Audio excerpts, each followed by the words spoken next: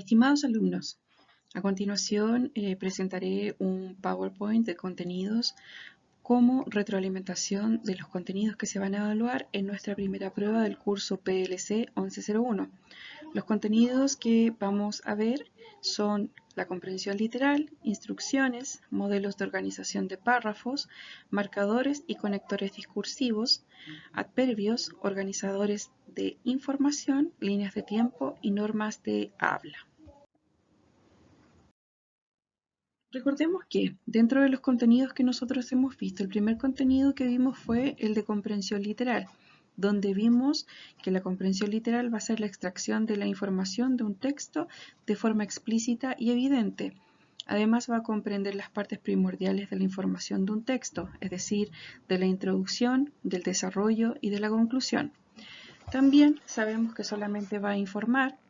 ¿Por qué? Porque lo que desea es incrementar el nivel de conocimiento en el receptor del texto y además contiene una idea general que va estrechamente relacionada con el tema que plantea inicialmente. ¿Cómo se aplica en un texto? Primero que todo, dividiendo el texto en sus párrafos, recordemos que tenemos que asignar un número que evidencie la cantidad de párrafos que puede tener el texto. Además, identificando las palabras desconocidas que no están dentro de nuestro vocabulario y que, de acuerdo al uso del diccionario, como por ejemplo, o del contexto, nosotros podemos saber su significado.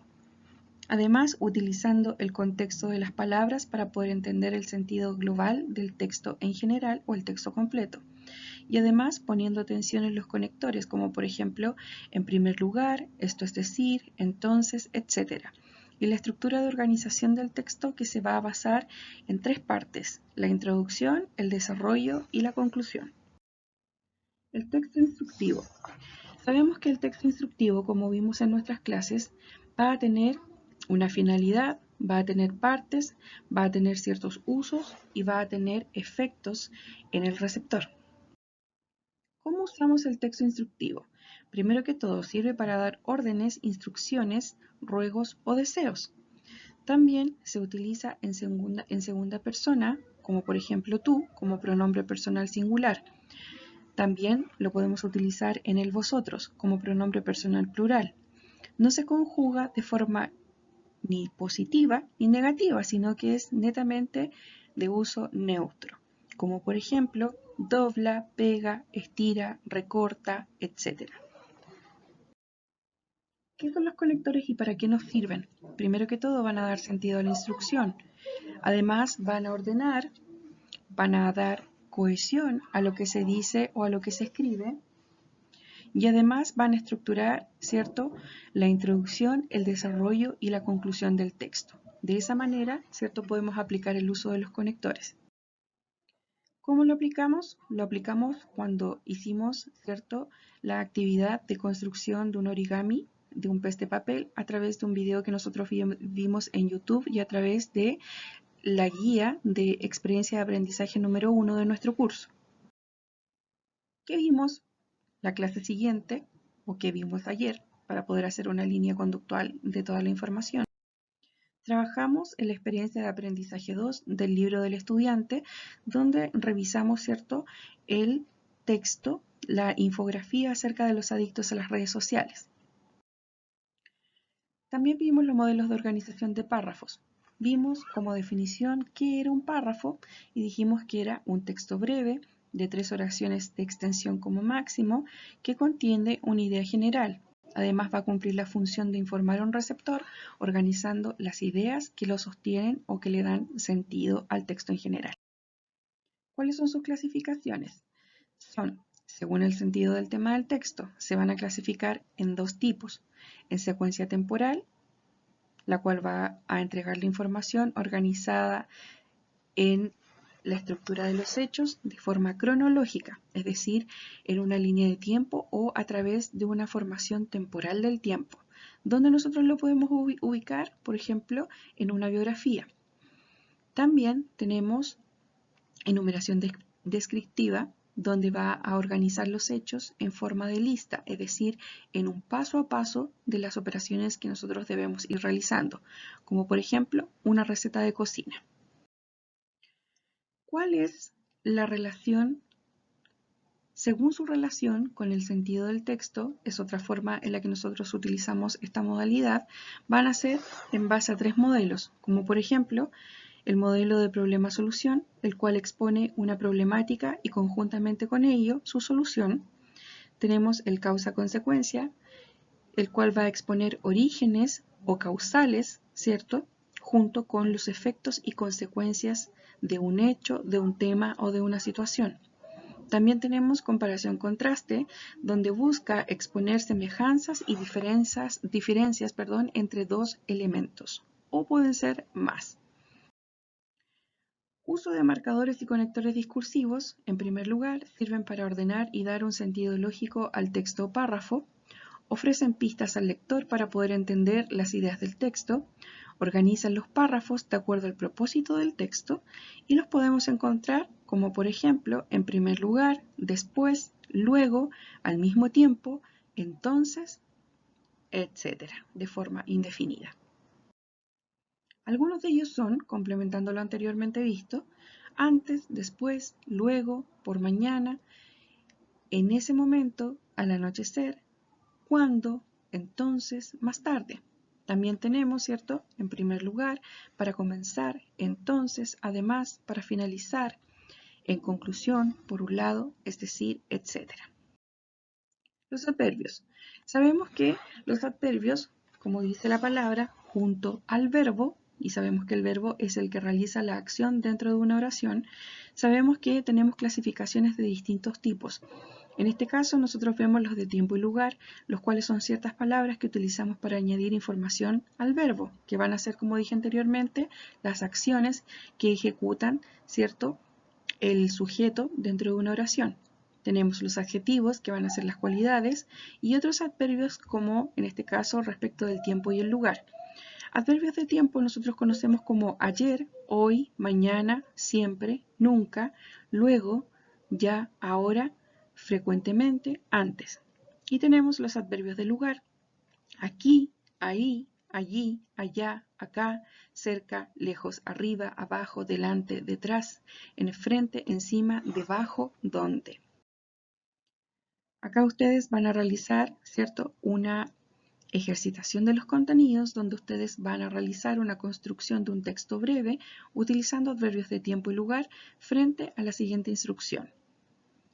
Para aprovechar mejor el tiempo, Gabriela decidió juntarse con sus tíos directamente en Villa Victoria y necesita explicarles mediante un mensaje de texto cómo llegar caminando desde el terminal de buses hasta el museo ubicado en calle Washington 33.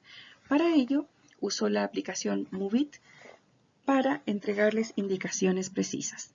Como ustedes pueden ver, acá aparece, ¿cierto?, el mapa con las coordenadas y sobre la base de esta información ustedes van a redactar el mensaje de texto de acuerdo a las instrucciones, ¿cierto?, que tiene que seguir Gabriela en relación al mapa. Tenemos también la importancia de los organizadores de gráficos, mapas conceptuales y mapas mentales. ¿Para qué nos sirven? Primero que todo, los 3 tipos son formas de organización, ¿cierto?, de la información, los cuales permiten entregar información estructurada para poder comprender, organizar o retener la información más importante de un texto. Además, sabemos que se va a representar de forma gráfica la información que se desea entregar y además se relaciona principalmente con el pensamiento o la estructura que nosotros tenemos en nuestros cerebros para poder organizar informaciones. De esta manera, ¿cómo los usamos? De acuerdo a la organización que nosotros deseamos entregar de la información, podemos utilizar cierto tipo de colores, podemos utilizar cierto tipo de figuras que nos permitan poder recordar la información de manera visual y de esa manera podemos organizar, ¿cierto?, la información sobre la cual deseamos estudiar o informar. Las líneas de tiempo, ¿qué son? Primero que todo, las líneas de tiempo son otra forma de representación gráfica de la información a través de la cual, ¿cierto?, se destaca una línea graduada en unidades de tiempos, en hechos o momentos históricos relevantes. De esa manera, sirven para poder ordenar visualmente una secuencia de eventos temporales o hechos que requieren de un orden cronológico. ¿Cuál es su diferencia con el esquema? Es decir, la diferencia entre la línea de tiempo y el esquema es que el esquema es un organizador gráfico muy similar al mapa conceptual porque su objetivo es resumir la información más importante del texto, pero no puntualiza en la explicación de ellos, es decir, de la información. Sin embargo, el esquema no suele utilizar palabras enlace, como por ejemplo los conectores, cierto que se utilizan en un mapa conceptual, y la información se distribuye de izquierda a derecha siguiendo un orden que va desde lo más general hasta lo más específico. ¿Cómo puedo esquematizar las ideas, cierto? En un esquema se organizan con flechas, con llaves o con barras. No se utilizan, cierto, conectores ni tampoco, por ejemplo, figuras geométricas como triángulos, como círculos, como rectángulos. ¿Cómo nos expresamos, cierto, cuando nos comunicamos a través de un texto escrito o de forma oral? A través de las normas de habla. ¿Cuáles son las normas de habla? Son ciertos registros que nosotros utilizamos cuando nos comunicamos y se van a clasificar en dos grandes tipos. Tenemos la norma culta y la norma inculta. La norma culta se va a clasificar en la formal y la informal, y la inculta dentro de la formal y la informal.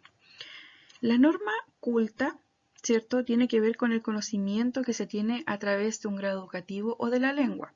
¿Por qué? Porque desde este punto de vista, la persona culta tiene un lenguaje que en sí es un poco más elevado y por lo tanto tiene un dominio más alto del vocabulario, de la estructura gramatical, por ejemplo, dónde iría un sujeto o dónde iría un predicado, o las normas de comunicación que se escriben dentro de una comunidad.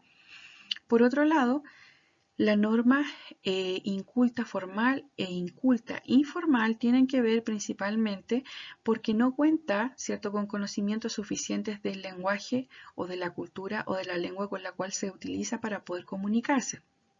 De esta manera, ¿cierto? También nosotros encontramos que cuando nos comunicamos con otra persona, ¿cierto? Que puede ser una persona con la cual podemos tener mucha cercanía o poca cercanía, como por ejemplo la relación entre un profesor y un alumno, o como por ejemplo cuando yo me comunico directamente con un amigo, tiene que ver con el grado de relación que yo tengo con esa persona. Si la relación es de cercanía, yo voy a utilizar una relación simétrica.